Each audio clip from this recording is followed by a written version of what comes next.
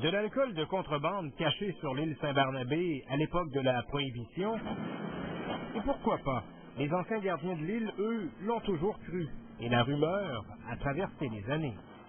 Aujourd'hui, des chercheurs de l'ICAR partent à la recherche de ces contrebandiers d'une autre époque. C'est une étude de cas intéressante parce que la contrebande d'alcool, c'est une histoire, comme on dit, très folklorique, qui se base sur des récits oraux. On a très peu de documents écrits. 4 fosses ressemblant à des caches d'alcool ont été trouvées sur l'île Saint-Barnabé.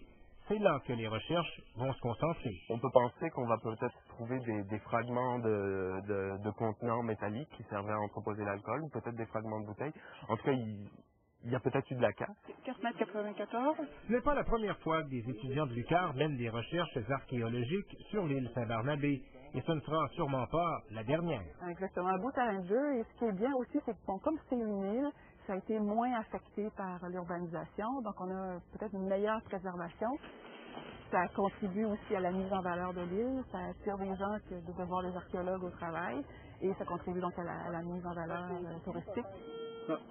Jusqu'au 20 août, la portion est de l'île sera donc passée au crible afin de trouver des preuves que ce joyau naturel rimouskois a peut-être été entre 1920 et 1933 un haut lieu de la contrebande d'alcool destiné aux États-Unis. On part de zéro, mais on espère pouvoir trouver quelque chose qui permettrait de confirmer cette belle histoire. Gilles Turmel, TVA Nouvelles, Rimouski.